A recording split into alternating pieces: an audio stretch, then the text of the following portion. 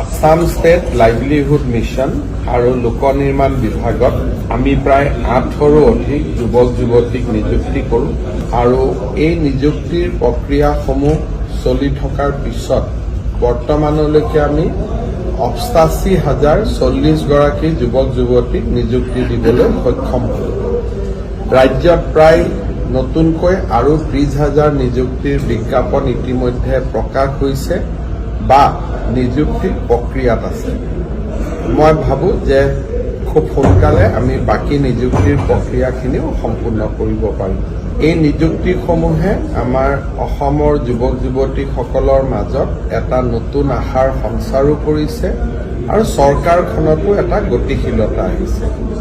মই সকলো যুৱক যুৱতীকে শুভেচ্ছাও জনাইছোঁ আৰু লগতে চৰকাৰখনক যাতে দুৰ্নীতিৰ পৰা দূৰত ৰাখি কাম কৰি যোৱাত সহায় কৰে তাৰ বাবে আহ্বান জনাইছোঁ।